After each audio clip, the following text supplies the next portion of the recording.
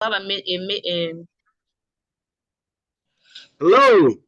a How are you? morning. Good I'm morning fine. for me.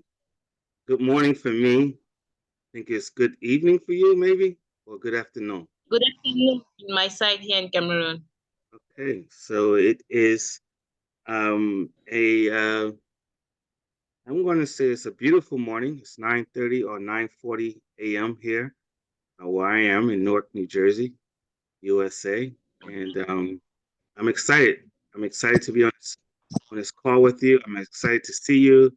I wish I could be there in Cameroon for this wonderful experience.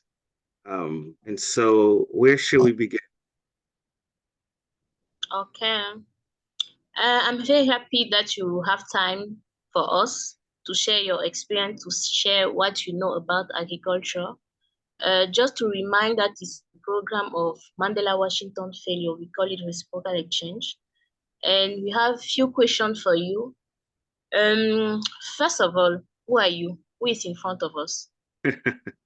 So, my name is Tobias Fox. I am the founder and managing director of Nork Science and Sustainability Inc. We are a nonprofit organization, I should say a grassroots led nonprofit organization based here in Newark, New Jersey.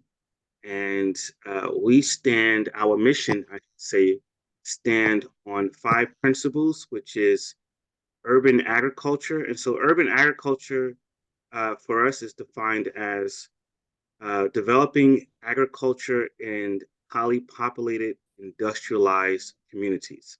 And so, it's the opposite of growing food in the rural environment where you have all this open land. And so we have very small, condensed spaces that we utilize to grow food. And most of it is usually vacant lots. Maybe a house was there one time, the house got knocked down, and now it's become just a vacant, open space that's neglected. And so we help transform these neglected spaces into some type of agricultural production for the community to benefit from it. So, urban agriculture is definitely one of our principles, along with the use of clean energy. And so, we advocate for the use of solar technology and wind technology, also energy storage or battery.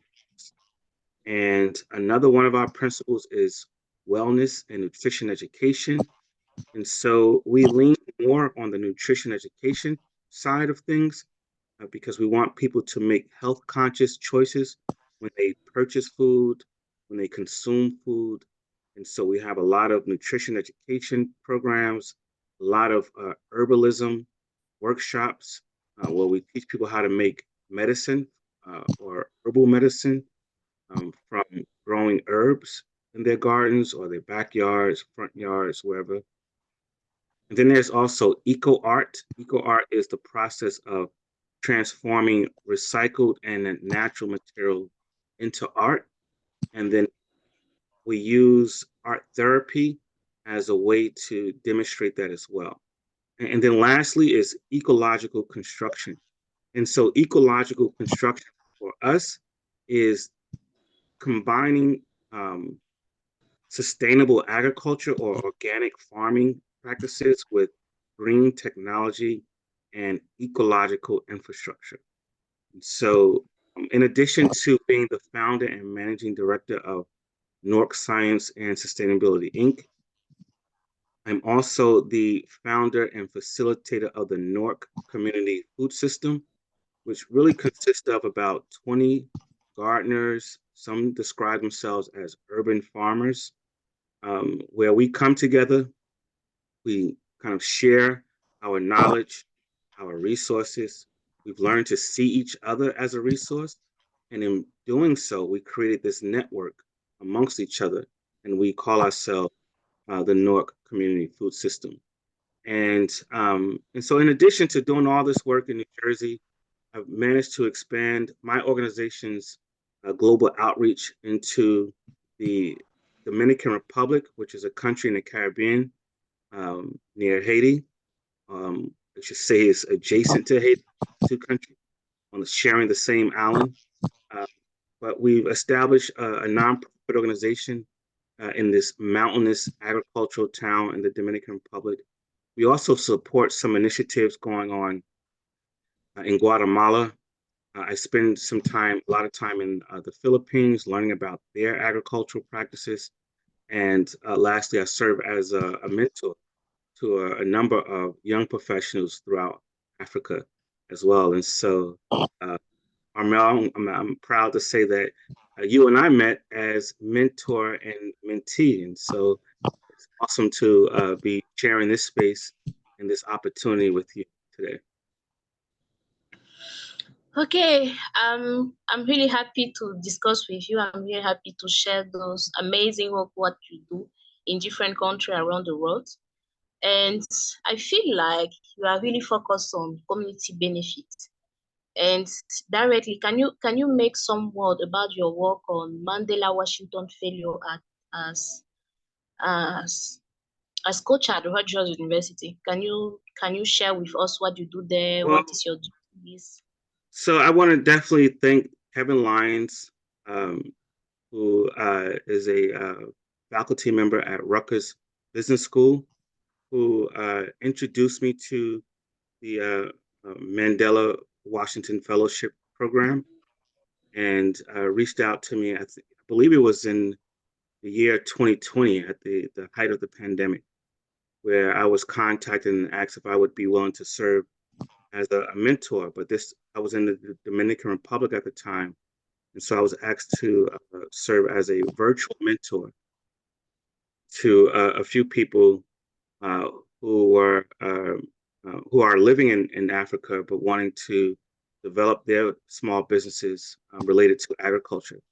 And so that kind of started this journey and led me to meeting you in the summer of 2023, where I served as your mentor. And then you wanted to pursue collaboration where we kind of support your efforts to obtain some grant funding to put together a program serving the needs of those living with disabilities and relating that with agricultural practices as well. So I thought that was awesome, amazing. I do want to point out that the image you see behind me, this is a development project that we are currently developing in Newark, New Jersey. This is what we call a community urban farm. This facility will also serve as my organization's headquarters. Um, and, um, and yeah, I just wanted to point that out as well. Okay. I'm here with many young people, many amazing people, many people living with disabilities, and we want to know how, in your south, how can you how can agriculture here can be benefit from business of people or social activity here in US? How can be the collaboration in the Well, I mean, simple way?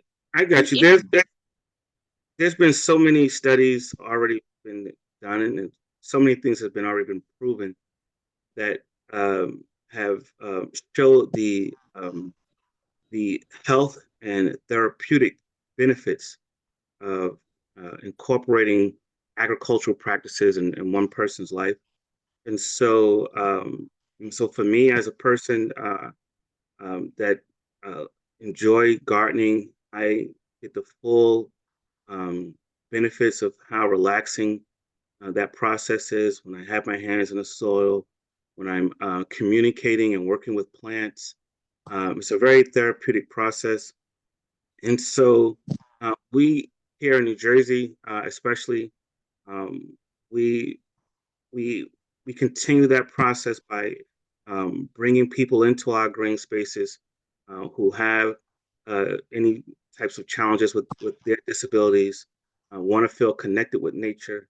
But the major challenge that we're trying to overcome now is accessibility. And what I mean is making the spaces that we develop more accessible for people with disabilities, especially those who use wheelchairs and walkers to move around. Sometimes that becomes a challenge and it becomes discouraging for them to move around into our spaces because it's not so accessible. There's no walkways for them to move around, and so those are some of the things that we are trying to overcome. But we understand that the true nature and benefit of incorporating agriculture into one's daily life as a means to provide a sense of comfort, relaxation, also creating pathways to some career opportunities as well. Okay. We definitely need you here in Cameroon to share your experience with us. When did you plan to come here in Cameroon? I am making so I am working on my journey to Cameroon and Africa. Um, and for me, it's personal because, I did some DNA testing some time ago and learned that my cultural lineage um, um, is linked to a people called Akon in Ghana. And so, Okay. and so it's important for me to make this journey as well. You are welcome. When you will come, you are really welcome. And to close the discussion, the final question that we have is in terms of internship, in terms of exchange, cultural exchange. We have amazing thing in US, we have amazing thing here in Cameroon. Did your organization have a plan to receive some internship for a few time? Maybe do some agricultural work to help you to attain your goal or something. Did you plan to have this kind of program tomorrow for all those amazing people with disability with me here? So it's funny because you're actually the first person that actually created a program that I can participate in. There are people in our network who deal with the issue of working with people in the community with disabilities, and they created their gardens or agricultural space um, more accessible for people living with disabilities, and they've been teaching us how to do this. And it's interesting because I've just recently become friends with an elder in my community, a woman who is in her 70s, and he uses a walker to get around. And this topic has come up again about the issue of making green spaces. And so this could be our park, or whether it be parks or agricultural green spaces, making those spaces more accessible for people living with disabilities, but then also having some training programs where they can create a pathway to some career opportunities, whether it be a small business or obtaining a job in the agricultural field as well. And what I've learned over the 12 years of being in this field of work is that not everyone needs to be the farmer. Not everyone needs to be the farmer to create a career opportunity, because there's so different moving parts that goes into agriculture. And so, there's the marketing, the sales. There's just so many different things you can do. You don't necessarily have to be the farmer per se, And so these are things that we've been discussing and talking about, and kind of developing more programming and ways to be more inclusive to people who are living with disabilities. Okay. Okay, Tobias, folks, thank you very much. We are closing to the end of our exchange, and I wish you an amazing day. Goodbye.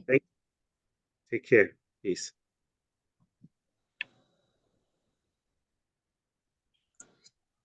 You can stop register now.